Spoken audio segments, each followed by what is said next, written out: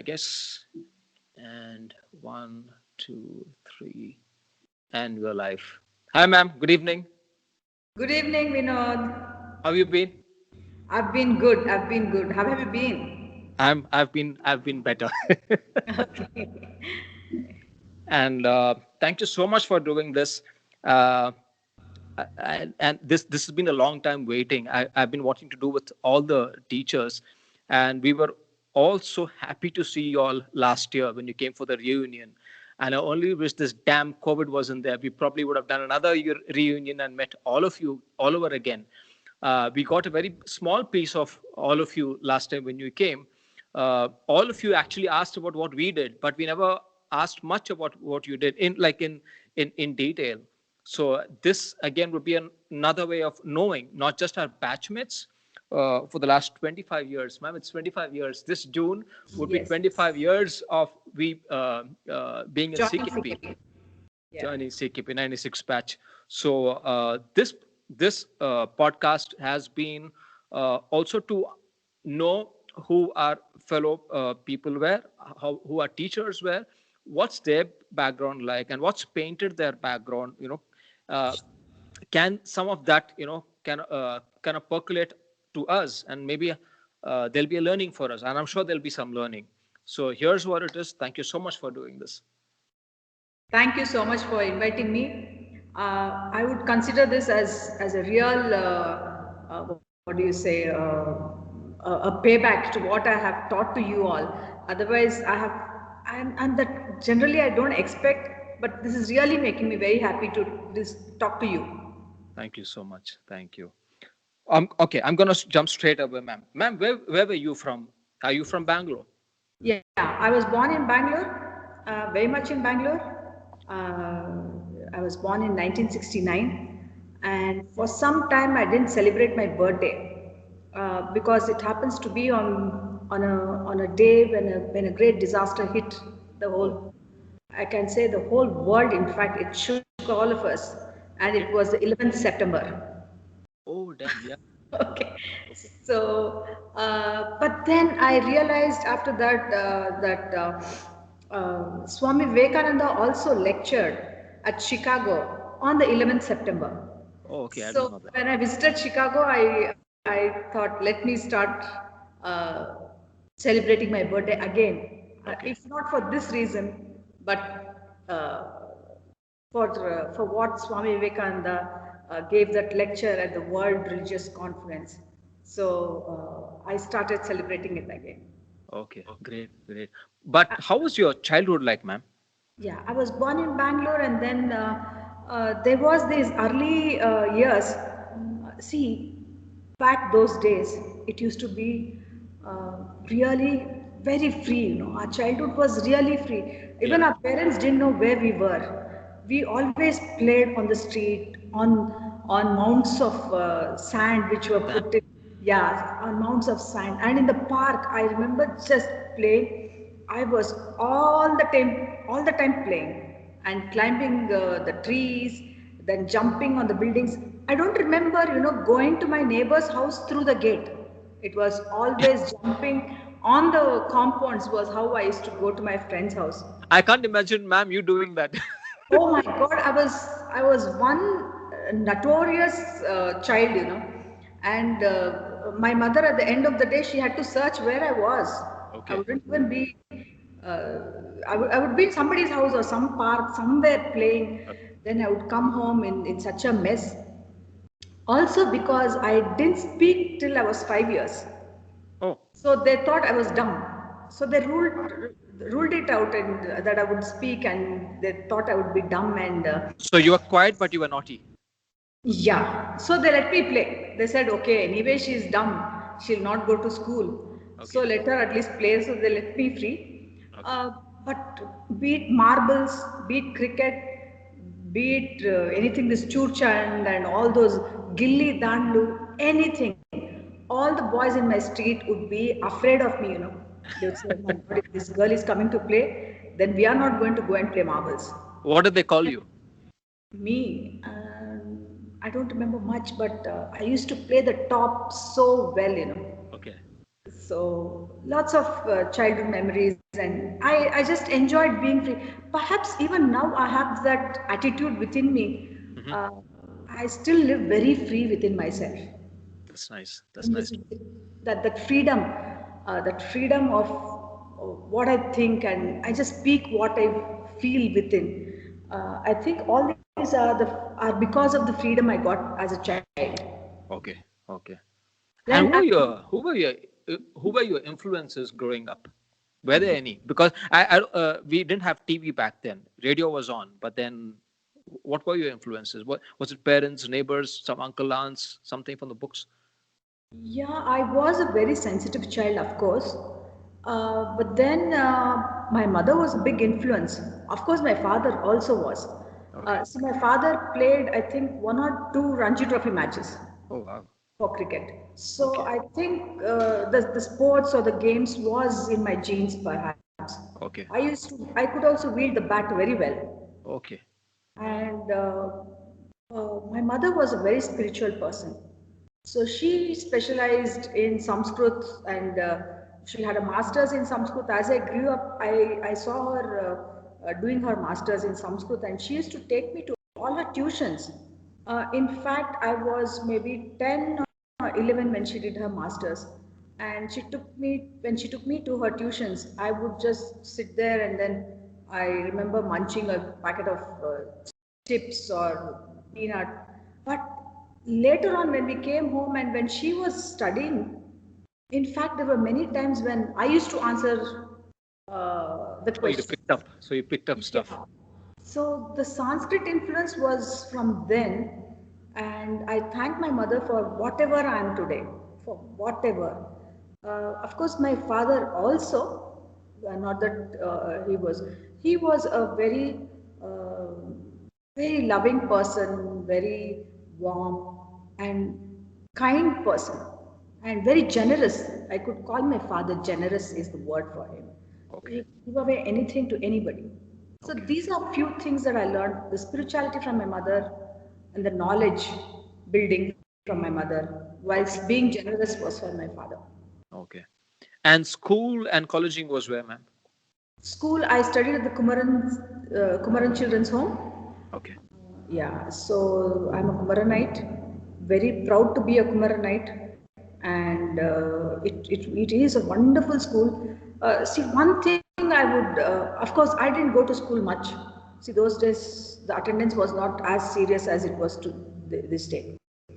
For me, watching films was my first love. Of What course, kind of? yeah, any movie. Those days, see, we would get very few movies. So we watched Rajkumar, we watched NTR, we watched Akini Nageshwar Rao, and these Vishnuvardhan, Ambarish, all the Oh, Kannada films. okay. Name the Kannada film or the Tamil film. I Okay. watched a lot of MGR, Shivaji Ganeshan, What's your and mother tongue? we speak a dialect of Marathi at home. See, Okay. we are a settlement left back by Shivaji when he was in Bangalore. So we speak a dialect of Marathi. I Okay. can't say it's Marathi, but Okay. I studied Kannada throughout my schooling and also later in my college. So I would say my mother tongue is more Kannada than any other language. Okay. Of course, I've picked up a lot of Tamil. I speak a Marathi. I also know a little Telugu. But I would say I'm 80% Kannada, Kannadiga. another 10% and 10% Tamil and Telugu and Marathi and shared Yeah. amongst. Yeah. I think most of us who are born, brought up in Bangalore had this kind of a scenario happening. We might have a certain mother tongue, but then because of staying in Bangalore, and I think Bangalore is a wonderful confluence of people from all over coming and settling. Has always been there. At the same time, but at the same time, also very laid back. Not unlike Bombay, True. which again is another great city. But I can only imagine you growing up in the old Bangalore, the real old, nice Bangalore with so much of greenery, so many parks and so many lakes, Very and true. orchestras in the evening. True. The Those street taste. the street vendors coming with what do you call that? Son papadi Yes. Oh, I enjoyed and Tati everything that Bingo and all came of that. in the street. I had to eat them. Yeah, and yeah. just not eat them. I used to feed these people who came with the puffed rice. Oh yes, oh yes. I used to buy from them. Then I used to feed them with food. So I had a kind of a very close relationship with all these vendors in our Okay, street. So okay. they would come and stand in front of our house. They would not move, until I bought something. They would stand, and just not that. I would buy for the boys and the children Okay, in the whole street.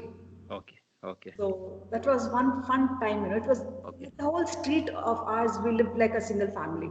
Yeah, yeah. Everybody knew everybody, right? Back then. Yes, Now we live in certain places where there's hardly any. There's a small. exchange. There's a very small unit like your Willamins and all your gated community, but nobody really knows anybody much. True. Uh, Good old Bangalore. I miss that. Yes, it was. uh, and Growing up, were you a very creative person? I was, I guess, because in school I used to be a very bad student. Uh, Okay, Me and my best friend, I was Saumyavati and she was Saumya. okay, So we both had a tight competition to get the last two ranks. So, so it used to be very tight, between us, and we used to fail in three subjects and four subjects. And there was a strange thing in Kumarans. They used to give us ranks in every subject.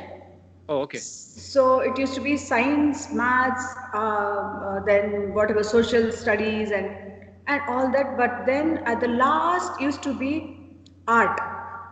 oh, So when it came to art, I always got a first rank in art. okay, I don't know why, I don't know how. okay, But this used to be my marks card those days. A failed and then 45th rank, 48th rank, and all that in all the other subjects. But when it came to art, it was continuously a first rank all the time, all the time. So but I think I realized pretty late.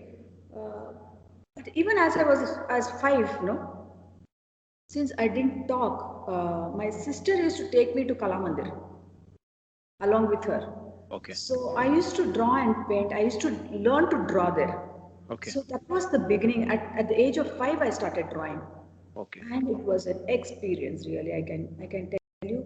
I have watched Dr. B.K.S. Verma paint those days. Okay. I watched him work, and even as a child, I used to wonder how this man paints so beautifully, and all the teachers there, so many teachers. I've watched them work, and that was a big influence. I can say Kalamandir Okay. was an influence because I think I went there at least for the next 5 to 8 years. At Okay. least till I was 12, 13, 14, I should have Okay. gone to Kalamandir. Your high school time. Yeah. Okay. And in college, in school, I always did well in the arts. But I was lucky to get through the 10th standard exams. I was very lucky, just scraped through. And then I joined School Collaboration. Okay. When Man, I have you? joined, Sorry. Have you seen this? Uh, it is the most watched TED talk ever. It's one of my favorite, and I had the opportunity because I've spoken about this man to so many, and I'm sorry I'm cutting you short because it just because when you talked about studies, and I love what Kumaran did in terms of ranking based on subjects. That's such a wonderful way of doing it. It yes, shows very clearly that a young adult is keen on a certain subject, need not be good at exactly. everything. Maybe there are some brilliant ones who are good at everything, and that also is influenced by their economical condition. They're also influenced by the kind of surroundings they come from. But art, I'm talking about Sir Ken Robinson's talk about how schools kill creativity, and he talks about where everywhere in the world, in any syllabus that you pick up, arts are always at the bottom. It's an amazing, Yes. amazing talk, and I've spoken about him to so many people. And I think Sheetal bumped into him in UK in one of her trips, and then he's in a wheelchair. He passed away, I think, last year, Okay. and she went up to him and told him, there's a great fan of yours back in Bangalore. He talks about you all the time, and she actually connected me to him, and I Hmm. spoke to him, And what you said, and if there was a Ken Robinson in all of us in some sort, they would have picked you up, hugged you, and taken you and made something else. But it's I think most of us have gone through this journey, but at the Yes. same time, we accidentally somehow we came to CKP. I think most of us, at least from our Mm. batch, that's how I've understood. Uh, the whole world looked at us as failures, but I don't think we are people who are committed to life in a very different way, in a very different Right. perspective. So, how did the CKP journey happen, ma'am? Did you know about CKP before? No, I have never known about CKP. It was coincidental that I took a break after 10th. Then I was at home and I started to draw something. I started a drawing to Okay, gift to one of our friends. okay, So when I did that drawing, an aunt of mine, she said, "Why don't you go to CKP and join the hobby class so that you okay, learn a little more good art or skill, okay, better my skills." So okay, actually, I came to CKP to join the hobby class. okay. So when I came, I went and asked in the office, "Can I join the hobby class?" Then they said, "We are giving applications for." They said, "What have you completed?" I said, "I've completed my 10th." So they said, "We are giving applications for your bachelor's. Why don't you take up that?" And I said, "Fine, something, give me that application." I Which took year up. was this, man? Uh, Which year was this? this was in the year 1889. Okay, So then I was maybe 17 or 18, something like that, when I joined CKP. It was 1888 or 89, I don't remember much. okay. So I joined, and then there was no looking back. CKP was I don't know what to describe. I always want to thank Professor M.S. Nanjunda Rao. Wasn't it for him, perhaps I would not even have a degree on my for my name. I am profusely thankful to him. When you went for the hobby class and somebody told you about the application, what happened? Did you get to meet some ex students or students who were there? Did you get to No, see their work? How was CKP back then? no, it was nothing much. I don't see those days. Perhaps our IQs were not this grown up. I would say that we were not exposed so much. Today, an 18-year-old child will Yeah. know all the possibilities of her or his career. But back then, we didn't know much. For me, it was, I thought, let me just get a degree. Perhaps this could be a degree that I would be able to do. I thought I would not be able to do anything at all. Okay. And those days, I think even my English was barely whatever expressible or whatever. But there were few influences right back in school. I would like to thank my Kumarans also for that. They had this very good uh, method of teaching us or of inspiring us. They took us on trips, that is, they took Okay. us to the field. Today we say field trip, but those days it was an excursion. They Study took trip, us, yeah, yeah, study trip or an excursion, just an excursion. excursion, picnic. Yeah, picnic. So they took us, I still remember, I can't forget this. I also can relate this to my later development. See, they took us to Shravanabelagola. Okay. I was hardly 10. I still remember the climbing of the stairs on the Shravanabelagola mountain, hillock, and then I went and I just stood in front of this 57 feet monolith, Gomateshwara. I just stood as a little girl. I said, "What is this? Who is this artist who made this?" We can't even imagine, any. Even today, I don't think even the best of the best artists would dare to do a sculpture of that Nice. grandeur. Okay, so I think this one sculpture was, when I stood there, I think I was in a trance. Of course, for two, three reasons. One, in appreciation to the art. Two, I was in awe with the artist, because I think I always thought from the artist's perspective. So I thought, who is this artist who did this? So that was an inspiration.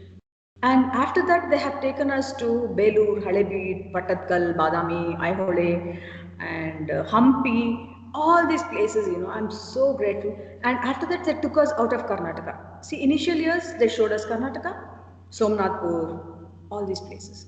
And after this, they took us out of Karnataka, took us to they took us to Tiruvannamalai, which I can never forget, which has a big impact on me even today. I go to Tiruvannamalai so often, even now.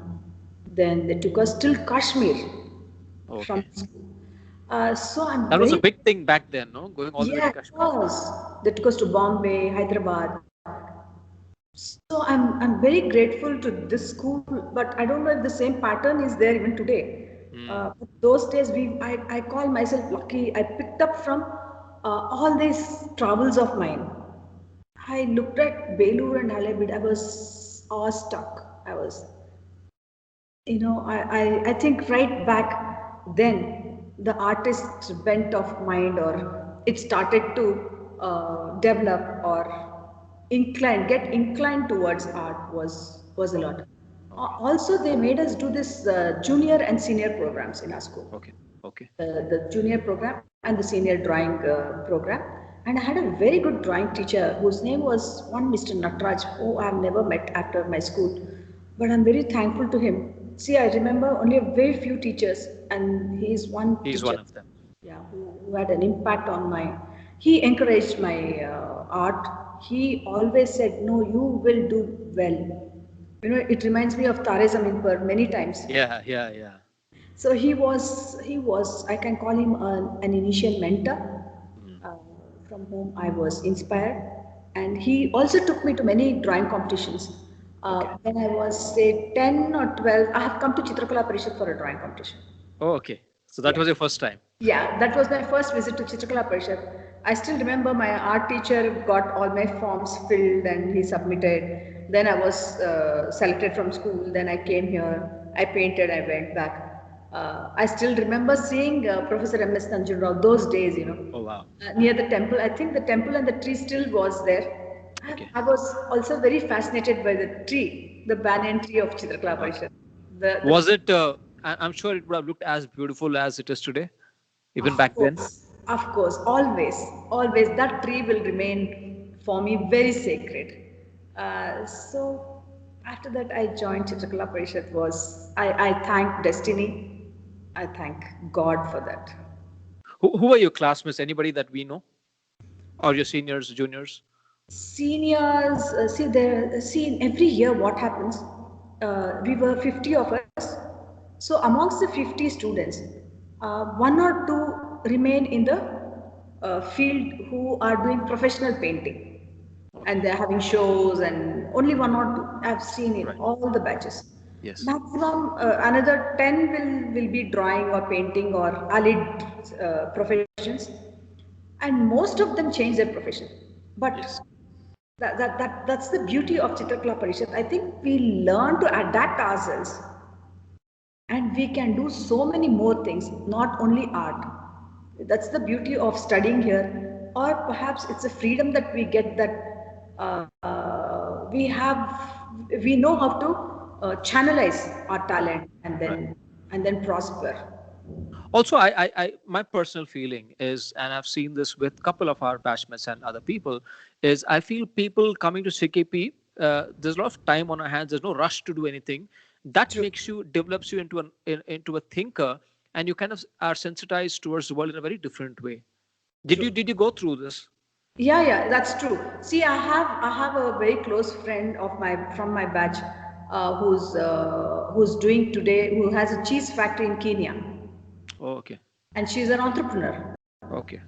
So then I have another friend who's doing very well in Mysore traditional painting. Okay. She's developed it, and perhaps she will be one of the torch bearers of traditional painting for the next coming generations. We have Okay. very few good artists, Right. Right. and I have a couple of them who are painting and have a good name as artists, and some are very good at advertising and are in leading advertising companies, perhaps even reach the CEO positions. Okay. So that way, there are many, but I was a little, I could say, very impulsive with my art. Anything that I finish, I have to complete. That was my. Okay. What or did you specialize in, ma'am? or I wouldn't do it. Either Oh, I okay. complete it or I wouldn't do it. Okay. There's So no in I between. specialized in painting. I specialized Okay. in, Okay. but also enjoyed sculpting. Okay. Printmaking was my a very favorite subject too.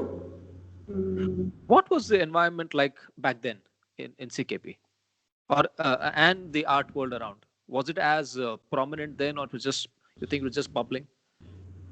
See, I would like to say it was very warm. First of all, CKP was like a home, you know. Probably I've spent more time at CKP than at my Yeah. own home. So it was very warm teachers, very compassionate, very accommodative. See, even CKP, I hardly, I would take off many days. Today, this attendance is very important. But Mandatory. I had this habit of traveling a lot. So to go on travels, I used to take off. So for that, I had to complete my work faster. So I would do my work fast, then I'll travel. And it was this travel that I had when I was in CKP became a topic for my later research. Okay. So I'm thankful for that, for giving me that freedom here of when I could take off and then travel and get that experience back, and which ultimately came back as a contribution to myself and also to my institute. Uh, the teachers were excellent, I could say. I have had wonderful learning from Srinivasacharya sir, who was my initial drawing sir here, and Kamalakshi ma'am, and Appajaya sir, who later in my bachelor's degree, he was the teacher. And of course, for art history, we had Dr. Chudamani Nandagopal, whom I joined later after my master's to pursue my doctoral degree. Okay. And what did you pursue, ma'am, in doctorate, in your PhD? Yeah, I was, you see, like I told you, it was the initial influence from my mother. She was always studying Shankaracharya's Advaita Okay. and many of his works. And it was, see, we are not, what do you say, we don't belong to the Smartas, or I don't know any of this. I know. But she used to always study Shankaracharya as a philosopher, his Mm-hmm. works. Mm-hmm. So that was a big influence on me. So there was, in one of the class of Professor Chudamani Nandagopal, she described or she explained to us one of her visits in Bombay for the show of Ghulam Razul Santosh. Okay. And she was saying that he was influenced by Shankaracharya. Okay. There is a temple called the Sharika temple in Jammu. Okay. No, this is in Srinagar, I'm sorry. So in Srinagar, there is this temple of Sharika where Okay. Ghulam Razul Santosh used to visit. Mm-hmm. It's a huge boulder which has Okay. a Shri Yantra. Okay.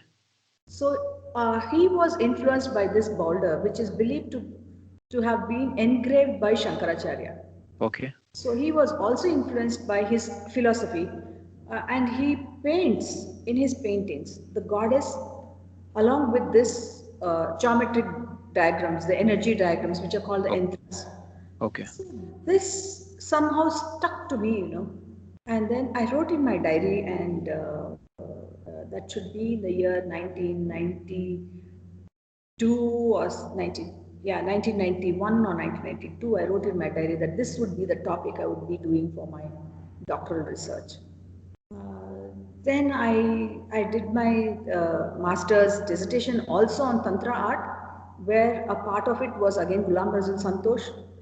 Then for my PhD, I chose on Shankaracharya and his influence on the contemporary Indian artists, where Okay.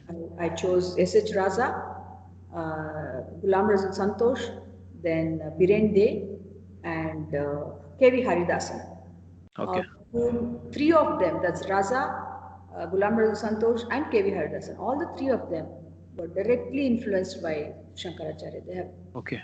They have followed him or his philosophy somewhere, incorporated it in their paintings, whilst they were exposed to his philosophy. So, in one way or the other, we could trace uh, the influence of Shankara on these works. And you've been influenced by Shankaracharya early on because of mother being Yeah, a very. follower, and then later again, it's like life's come a full circle. Yes, I was very much influenced by Shankaracharya. Also, I had visited all these places where he's installed the Sri Chakra. Hmm. Be it a myth or a fact, that has to be tested yet. But there are places where he's installed the Sri Chakra. So I have visited places like Kollur, and then Sri Rangapatna, Sri Rangam, and many more places, Okay. and then documented, and, Okay. and Okay. ultimately wrote my thesis. Okay.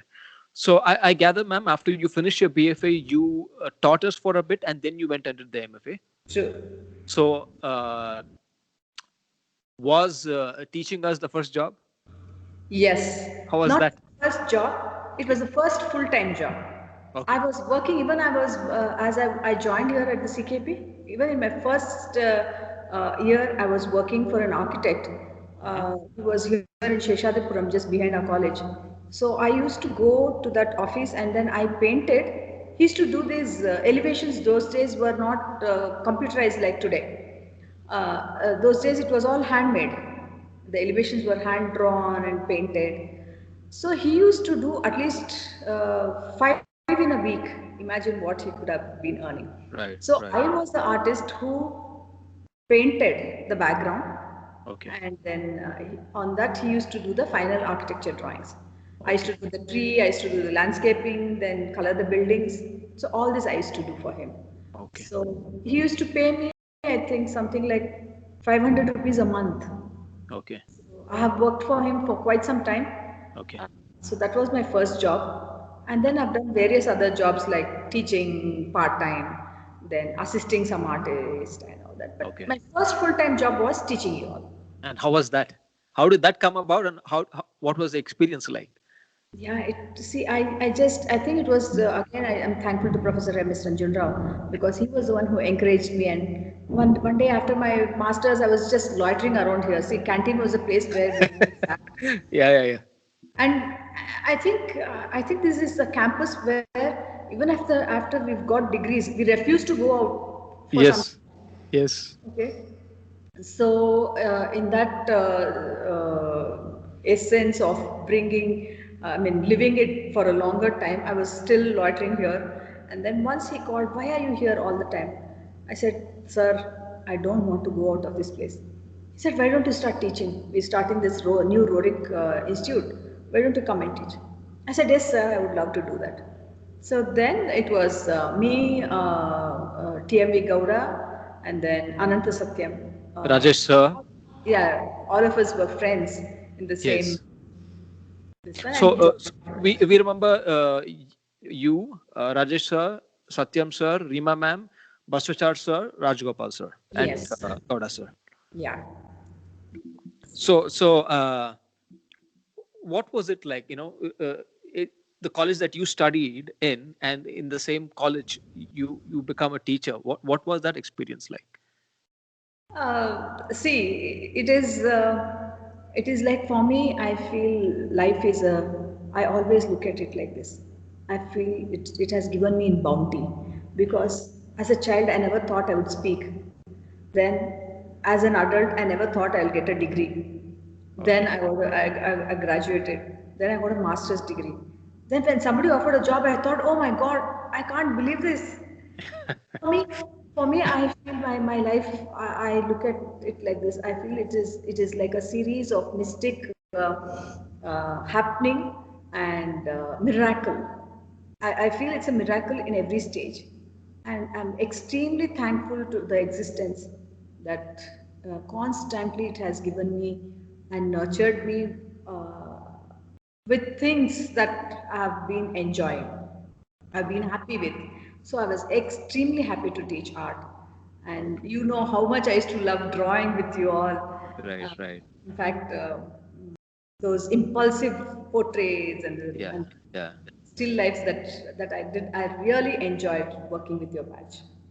Um when you were teaching us, did you feel just a few years back, you were a student yourself. Did that run in your back of your mind, saying, "Okay, my goodness, these are the mistakes that we used to do as students, and we used to never listen to our teachers, and now I'm a teacher, I've come a full circle. Somehow I need to tell these fellows, these people, whoever, the students that or did you feel like, okay, this is also part of the journey? They got to go through this. That's okay. Yeah, I think the second one is better. I always thought that you all also should live your life. And see, once we've completed our graduation and our masters, we don't go back to that kind of a carefree life at all. After that, it's Yes. such a serious life. Yes. So I wanted you all to go through a very natural, fun filled learning times. Was your college time the best time in your life ever? Perhaps, see, every one of us feels so because that's all we know. Right. Yeah, That's the only life that you had that time. There's yeah. nothing else. There's no other botheration. Everyone feels the same. Everyone feels the same. Okay. Yeah. Okay. So, what did you do, ma'am, after CKP? After CKP, it was that brief period that I taught you all, maybe perhaps for a year and a half. I got married. Then in another 1 year, the next year, I had my daughter. Okay. But at the same time, I was doing my PhD, so a lot of work, a lot of field work. I did my pre-PhD. I gave my pre-PhD when I was 5 months pregnant. Okay. So it was a lot of reading and writing and then when I was 31, I think I got my 31 or 32, I got my doctorate. Okay. So after that, I took a break again from research. I felt it was a lot of Too much. reading and studying. So that was the time when I took back to art, and I had a couple of. I almost had 5 solo shows, and Nice. I traveled again. I started traveling. Okay. I participated in group shows. Uh, then it was. I also worked a lot of commissioned works. And all along you were in Bangalore? Yeah, and Okay. I very interesting few projects are I worked for Ernst and Young. Okay. I did a lot of paintings and murals for them. Okay. So that was an experience, and of course I don't know how, but I think that then there was a boom in art. I could earn a lot of money also those days Okay. with Okay. paintings and murals. And for Fidelity Investments, I did 27 murals, Oh, wow. Okay. both at the Embassy Golf Links as well as the Manita Tech Park.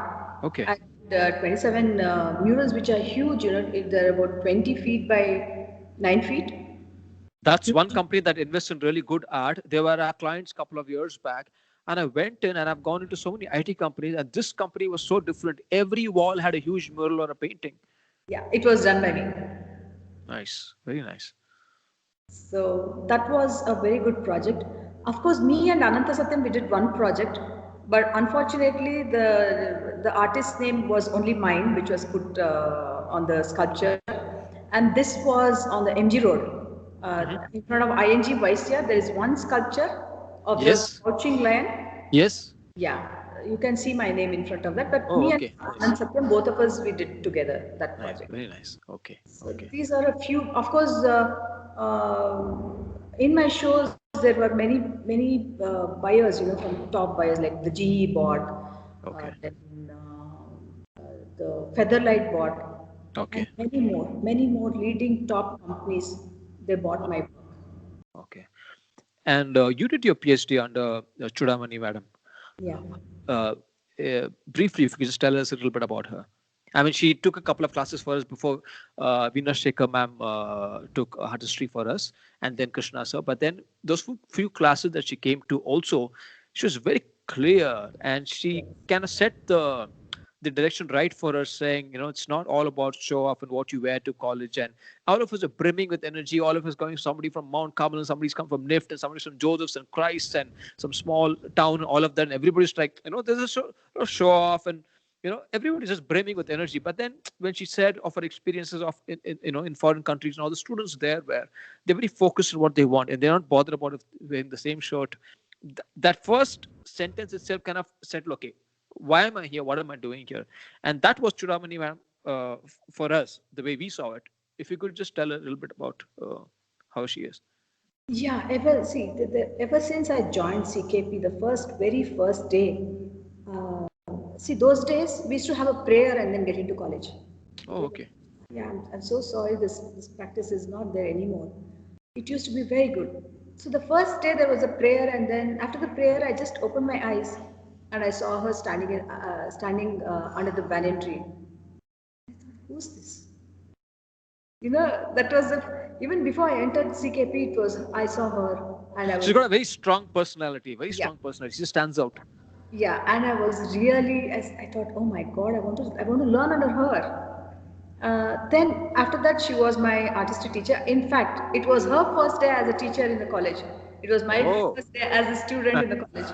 okay. So, but of course, she was a visiting faculty before that. That day, she also started work. I joined college, and then I think I approached to her. I was very scared of her. I used to be very nervous in front of her. So then I never spoke to her till I completed my masters. Oh, Even after that, even to ask her for guiding me for the doctoral degree, I used to be very, very scared. So I wrote a letter to her actually, and I requested her to be my guide. okay. Which she said initially, she said that I was too young, I was only 25 when I asked her. Okay. Then I don't know, the next day she called me and asked, how keen are you on doing this PhD? I said, very much. I would die if I don't do it. Then she said, go get the application. So it was on the same day, me and Veena Shekhar submitted the application. We Okay. submitted the thesis also on the same day. We were awarded a doctorate also on the same day. So Oh, me and Veena did our PhDs together throughout. were And you classmates or something before yes, that? we were classmates in our masters also. Okay. So then we continued to be classmates for our PhD, and then ultimately completed. Okay. Was Veena Shekhar ma'am also from CKP, BFA and all of that? She just did her masters here. Okay. She used to be, she met Chudamani ma'am in Paris. I believe she used to take around Indians whoever came to Paris. She used to live in Paris those days. Okay. So that's how they both met. And Okay. then it was Chudamani ma'am who brought her to Chitrakala Parishad to do her master's so that she could do her PhD. Uh, Okay. Okay. so we did our doctoral degree together. Okay. Wow. So, what was your further pursue after PhD, ma'am? What did Yeah, you do? after PhD, I experimented so many media. I worked on terracotta, I worked on fiberglass, I worked on sculpture, painting, murals, all of them, like many, glass.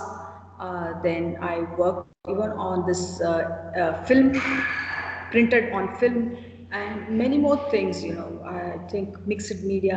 I got an opportunity to work on where sculpture, printmaking, everything. I got commissioned works, and I worked on all these medias.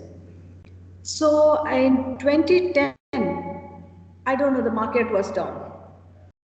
The market Okay. went down. And I The hardly, recession. Yes, the yeah, the recession had hit recession us. Yeah. happened, and then I hardly had any work on hand. Then by then also Chudamani ma'am again she called me. She said, "Are you okay to join Jain University? We want to start a masters in visual art." I Okay. said, "Yes, of course I would." Then I gave the syllabus. I joined there. We had masters, MPhil, and PhD in visual arts. So I joined her, and she was my dean. She was the dean of Faculty of Humanities and Social Sciences, and I was the head of the visual art department. Okay. And under this Faculty of Humanities and Social Sciences, we both had 100 MPhil and PhD students. Oh, okay. Yeah. So she mentored many of them. Of course, the different departments, like we had psychology, those days came under humanities. Later it went under science. So we had history, then we had music, dance, visual art, Okay. and social sciences. So many of these areas. And under all this, we had different guides whom we were managing. And under ma'am, the ma'am has completed 20 PhD Oh, scholars, guiding 20 PhD scholars. And I have completed 5 PhD, guiding PhD scholars and awarded from Jain University. And I guided 5 MPhils. So with her, it was a total research journey. It was a whole another media that I explored with her, which was very deep in thought as well as in passion. So we traveled a lot. We did a lot of projects together, Okay. a lot of field work in India, in abroad. Uh, and it's a wonderful journey. Even today, we both do research together. We have projects together. We Okay. write papers together.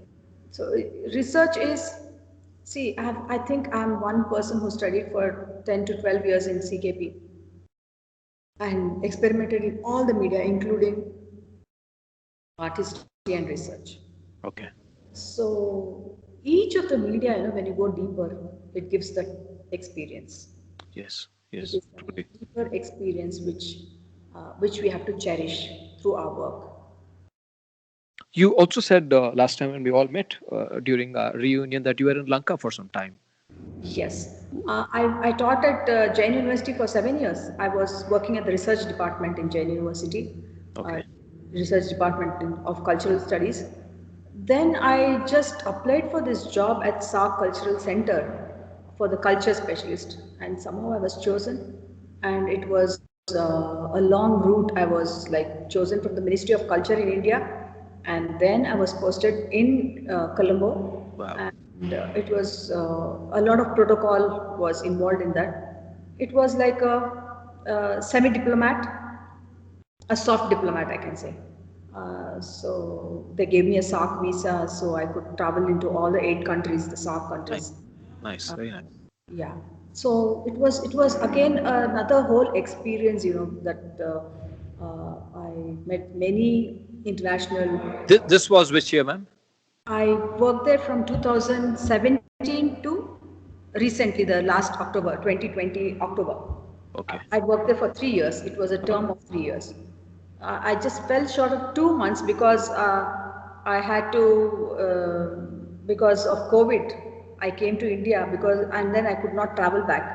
So I had to cut short my stay in Colombo or my job in Colombo by 2 months, and then I joined Chitrakala Parishad as Okay. the principal of Bengaluru School of Visual Arts, where I'm presently placed.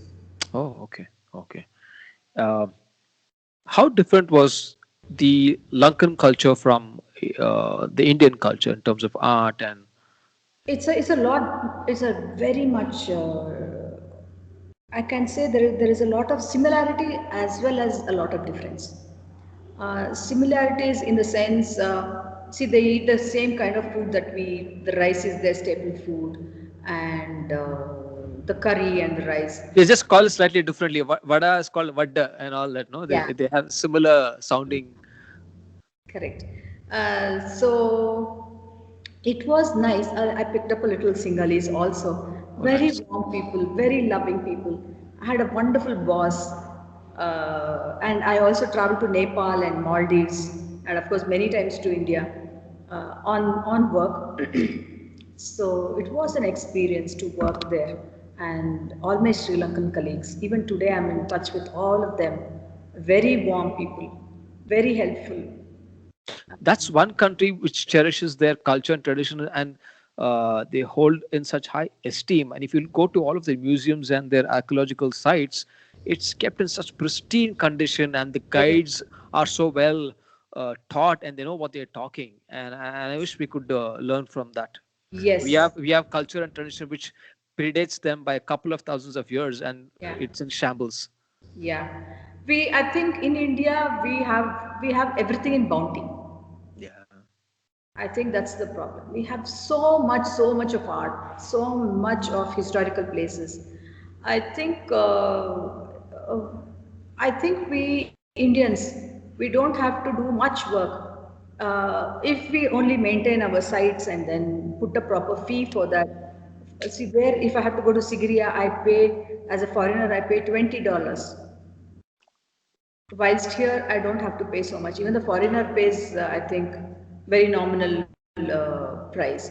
I think we should maintain our historical places better. I think it is maintained also, but we should make it as tourist spots where people Yeah. are attracted.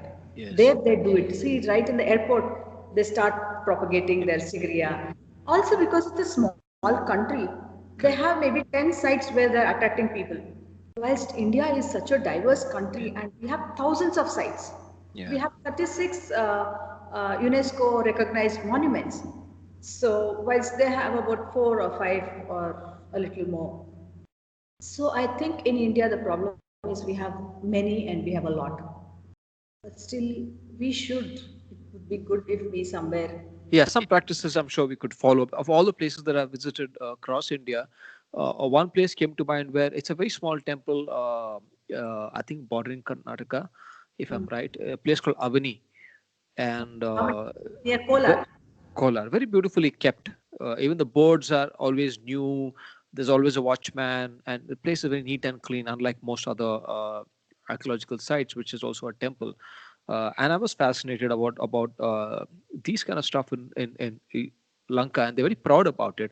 So my guide, I mean, our guide was telling us that they have to go through a very rigorous training process to get the license. They need to know about the topography, geography, climate, culture, tradition, a bit of history. So this guy is so well equipped with all the answers, not just a guide who just talks about a certain fort, palace, or a temple. You can actually have a full-fledged conversation with him, and they give you a guide based on your ethnicity Yes, or background. So they give you a guide who can speak Japanese or Spanish language or German. I think that's taking one notch up. very true. I think Very that's true. something that we could Also, perhaps there is do. an advantage for Sri Lanka. See, because it's a small country, the tourists who come to Sri Lanka get a variety. They have the highlands, the Yes, peaks where they yes, can visit. They have the historical places. They yes, have a 360 degrees of beaches, yeah, beautiful beaches. Each beach is different. The east coast is different, it, west coast is yeah, different, yeah, and the south, the yeah, southern beaches yeah, are different. yeah. Different kinds of sand everywhere. So Yeah. it gives a variety. In a very small place, a variety is got. So I think this is what makes Sri Lanka very unique. Yes, it is. It is. And I think we should also look at each state in India as a whole on its own, like a mini country. And if you actually look at Karnataka, it's actually one state, many worlds. In many Yes. ways, it's got everything in it, Yeah. everything except So, snow. yeah. So we have to work a lot more to get Yeah. that kind of attention to our heritage sites. Right. Right. So, what's next, ma'am? I mean, would you still further go on studying, researching? Yes. Do we get to see your next I'll painting always be a exhibit? student. I'll always be a student. I want to pursue my postdoctoral research. Okay. So I'm writing my synopsis right now. Okay. And also I have some projects on hand, research projects. I completed one research project whilst I was in Sri Lanka. It was for the India Sri Lanka Foundation. Uh, Okay. it's a funding body between India and Sri Lanka to promote India and Sri Lanka's relationships. Okay. So I worked on the Ajanta paintings, Okay. and there's a cave in Sri Lanka called the Dambula caves. So, Dambula Cave. Yeah. which are I can't say they're similar, but there can be connections Correct. between the Correct. two. So I worked on that as a project, and as I completed and submitted it a couple of years back. I worked on another project for the National Institute of Advanced Studies, that's NIAS here in Bangalore. Okay. I worked on Ghulam Rasul Santosh and the influence he had from Kashmir Shaivism. Okay. So I visited Kashmir, which was a very enjoyable trip. I visited all these temples, the Sharika temple Okay. and the Srinagar Shankaracharya temple, and then I Okay. wrote this project for them. And presently, I'm on another project with IGNCA, that's Hmm. Indira Gandhi National Institute of Art and Culture. Okay. I'm working on the concept of Dakshinamurti, that is Okay. one of the forms of Shiva, Okay. as in the South Indian temples, Hmm. from literature, culture, and historical backgrounds. Okay. So I'm due to submit. It will be a published book. I'm Okay. due in this June Okay. 2020. Okay. I was interested and keen on asking this. If somebody had to do a PhD and they had to, if they approach you, let's say, how does one get to pick a subject? Obviously, they have to have some interest. Let's say I pick up on say a certain I don't know, I'm just not coming out top of mind. But then when I come with the subject and you become my mentor and guide, uh, do you also have to do kind of a research so you know that whatever the person is giving is Yes, right? How very do you much. vet? How do you vet it? Very much. We have to read so much about the topics of all our students. But one thing is, I never give the topic to my student because the topic should be the student's passion. Right. Right. If it is not, then the student will There's no not be able point. to complete the PhD. It Yes. should be very close to his heart. It should mean his life. And how typically how long does it take to get one? It takes 5 years. Okay. 4 plus 1. Okay. So you have to ponder over one topic for 5 years. Mhm. Means it should really be very close to your heart. Does it tire you? More than tiring, I can say that it is consuming in a way, but it also enhances you in another. Sure. It is Yeah. like when a seed is sown into the earth, seed to what do you say to that ankur they say no it starts growing. So it is painful because there is lot of expansion and then the growth happens and then you flower. So the growth is a little troublesome, but it is growth Okay. and Uh, enjoyable. yeah, I'm sure also depending on the subject, research material, sometimes you got to make it for the first time because nobody else could have picked that particular subject. Yes. How I mean, I'm sure it's got its own bit of hurdles like anything else that you really pursue. It's not always bouquets. But then at the times you feel like, okay, God, this is too much. I'm going to give up. Did you ever feel that? Many times. Okay. Many times. What kept you going? I have met people who have always, of course, my guide always encouraged me. She said, yes, Okay. these moments come. They had come for her also. Okay. Yeah, the dilemma is there. Do I complete this or do I leave it here? Okay. And I've always seen whenever a student is doing a PhD, all the troubles on earth come that time. They land into our lives. Right. So then she said, it's up to you to walk that extra mile, to choose to Mhm. walk that extra mile. You choose, it's there for you. You don't, then it's fine. Then I Okay. chose to walk that extra mile. Okay. Okay. How was it when you finally get it? Finally, I got it. Yes, that was the relief of the what do you say? A lot of pressure. But the next question was, what do I do after this? And of What? course, my daughter was very small, and she was 3 year of 3.5, and then she told me, "Amma, if I see you reading again, I wouldn't tolerate that." So then I just gave up that for some time and I got involved into art and other things. Okay. I was going to ask you that. How do you manage? Because at a time there's so much research happening, you face these issues, and like you rightly said, I think in that, uh, especially when you're in your early 30s and moving up, all your fun suddenly seems to have evaporated, and all of these issues that you ever never thought. We always thought it won't happen to us with somebody else's issues.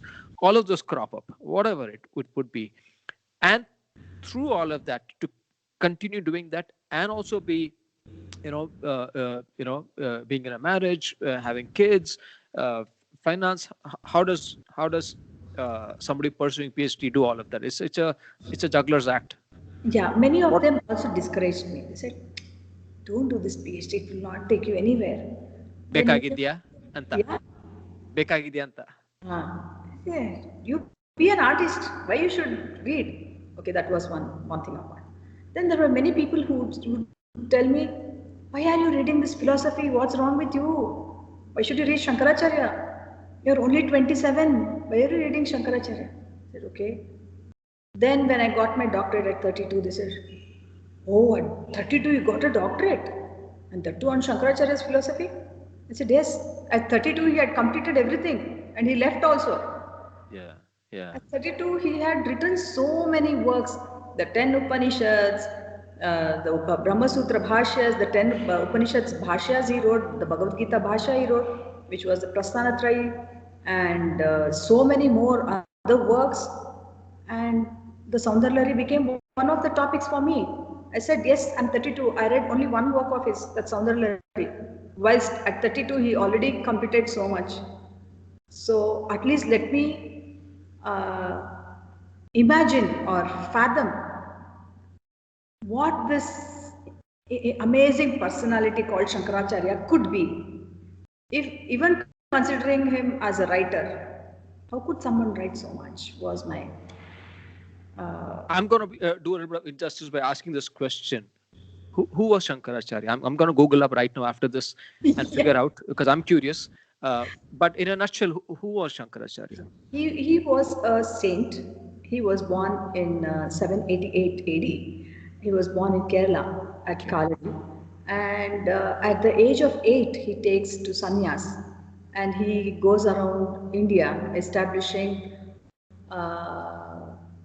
different temples. He re-establishes different temples and consecrates the Sri Yantra in many temples, and then brings back the Satvika Aradhana. That is, in many places there was animal sacrifice, so all that he abolishes, and then he sets the rites and the rituals in agamic pattern in these temples.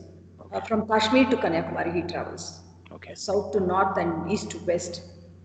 So there, from Dwarka to Assam, and from Kashmir to Kanyakumari, he travels, and then there are many places. And most of the prominent contribution is that his 4 mutts. One in Sringeri was his first mutt, the Sringeri Sharda mutt, then the Dwarka mutt, the Puri mutt, and then the Badri, where in the Badri, after that he just moves beyond, and then he vanishes in one of the caves. So this, and his writings are a lot of though it is non-dual, he says that the soul is nothing but the Atma is nothing but the Paramatma. Both are the same. The same. Okay. So this being his philosophy of Advaita, but many of his works, like they also give a feeling of Dvaita also, whilst there's so much devotion towards God. In Soundarlahari, he treats the goddess as the other. So that could also be accepted as a Dvaitic interpretation of, on one side he is the devotee and he has the goddess on the other side. Okay. Just out of curiosity, you said he's written so much. What language did he write in? He wrote everything in Sanskrit. Sanskrit. Okay. Okay. Great. You know, there is this one village, and I think that's the only remaining village all over India that the entire village speaks Sanskrit. Yes. Everything is taught. Everybody talks to everybody in Sanskrit. Yes, I know. I just got to know about this through a fellow biker who went there and made a blog about it. Yes. Beautiful place. Yeah. You've been there, man? No, I've not been there, but I've heard about it. Okay. So yeah. Okay. And I'm very glad at least there's one village like this. We should bring more villages. It's because Sanskrit is one beautiful language, which I think I'm learning Sanskrit right now. See the very letters. Of course, when I did my PhD, I realized that these letters were not something that were designed or discovered, or they were not like a syllabus. Nobody sat down and then had a meeting. It was a very spontaneous language. They call it the gods' language. Language of the gods, yes. Language of the gods. Then what about Prakrit and Pali, man? Prakrit and Pali, I think they are dialects. Means they are a little. I don't know much. I don't want to attempt on that. As far as Sanskrit is concerned, I have seen when I did my research, like we have the 7 chakras within ourselves. Yes. Is given in all our mystic texts. So these 7 chakras have certain petals of flowers. They are represented as flowers with certain petals. Yes. Like the Mooladhara chakra is a flower with 4 petals, and it has 4 letters embedded on it. So these are the seeds of these letters. Okay. So according to them, it is that the Sanskrit, the letters were sprung from within, more than outside.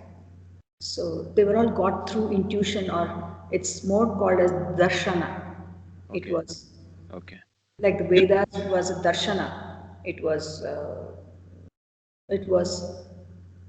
how do I say it? It dawned on the sages. okay. You speak Sanskrit? A little, I have done those courses, the Okay. speaking, Okay. and this village that is Mathur, where they speak Sanskrit. I want to go and then stay there for some time, perhaps sometime. Yeah, yeah, yeah.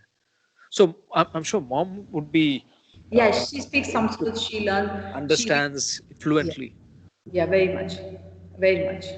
Okay. Even I can understand, Okay. but I'm trying to get a little more better at it.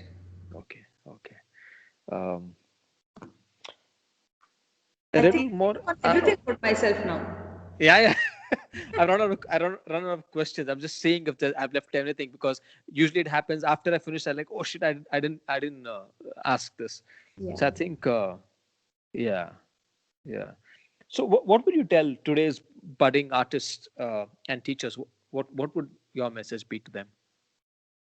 Uh, I think I'm a little conventional that way. I wouldn't like to advise anyone because my thoughts are very conventional, Okay. like Sanskrit and all that. But it is good if you do, whatever culture you come from. See, because I realize this more so because when I travel to UK, when I travel to the US, or be it Sri Lanka or anywhere, see, they will ask us what is our culture. Mm, When I go to the US, I don't have to tell them what the culture of the US is. I don't have to tell them what the burger is. I yeah. should tell them what is the special food here. So Right. I think we should know our culture better. Yes. It's Yes. unfortunate that our schools education nowadays don't give Don't teach that. Don't enough. teach that.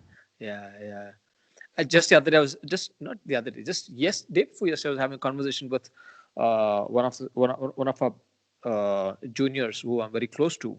So he and me were having conversation, and he's got married late in life. He's got a young kid. What we realized with syllabus also, what is being taught, I think all of us were taught, and I'm sure 90% of the kids today, if you ask them to draw the outline map of India, they'll fail miserably. It's not that we were great artists, but at least we knew what the national emblem was, the anthem was, and who wrote the national anthem. We knew it by heart. I don't think are they being taught even. I don't know. I don't know because in school we used to sing the national anthem every day and then get into school. Yes, I yes, don't know if the schools are. I hope they get it back. I hope they get it back. I'm sorry it's lost over the years, yeah. uh, but I hope they get it back. And also, one more inspiration was how the Constitution was designed by artists. See, Yes. Nandalal Bose draws for the Constitution, Okay. and yeah, so it's a beautiful Constitution of India. I think we artists should be proud of it. Haven't we read it? We should go back and then look into it. And the calligraphy is so beautiful. I didn't And know about it. yeah, it was done by two artists. Okay. Nandalal Bose and his students did the illustration part, and the Okay. calligraphy was done by another artist. So we have to know this actually. Yes. Yes. Yes. Means how much they valued artists Right. those Right. days. Right. And finally, what do you think about this CKP batch that you taught, and how did you feel coming over last year? Oh, it was a joy. Believe me, Vinod. It was a great pleasure because I traveled from Sri Lanka. I came here and I think I extended my days only to meet you. Correct, correct, I correct. extended, and I'm glad I did that. Otherwise, see how times are changing. Yeah. COVID, we didn't step out of the houses for so long. You were a very special batch, very sensitive, and I think you had that passion to learn. I'm sure it will be there in every batch. Every batch, correct. Every batch, because I haven't taught the other batch. I don't want to discriminate them Right, or right, say that their interest was lesser. But right. since I know you all, many of you, I still remember who do very well, who came to college regularly every morning, Right. and who are, if we say 20 sketches, you all did those 20 sketches. We cheated also a bit. Yeah. That apart, at least you attempted to do it. Yes, and I think this goes without saying. Every episode we make it a point that Gowda sir and all of you teachers pushed us to do it. Felt difficult at that point of time, but we are very thankful to for all of the teachers to push us to do it. And that's another missing point. We don't have that today. I don't understand why colleges are not getting them the students to do this. True. It's so integral. These conventional practices we should never give up on. Yes, I agree on completely. And we were So, so happy. I was so happy. The students committee which organized the event, they had this gem of an idea. It was a surprise for us, never told. We were like, okay, we were all happy. And it was too short a time to meet everybody after 20 years, and that topped the cake when there was again the all the doldrums and all the dance was happening. I'm like, what the hell is happening? I thought all this finished, and then all of you enter, and that was a big surprise for all of us. I wish we had more of you, and going forward, I hope this. I think it's coming down now. I hope COVID completely comes down, and we would want to do probably another mini reunion of sorts. sure. Let's do that. Yeah. Great, ma'am. Thank you so much again for doing this and sharing your words of wisdom, your experiences. I hope this, is always there for posterity. People can always go back and look at Dr. Somya at any point of time if they want to know a little bit about what ma'am has done. I think this video will be there for them to see. Thanks for giving us your time and sharing your experiences, and we hope to see you soon again. Thank you so much. Thanks. Thank you, ma'am. Thank you so much.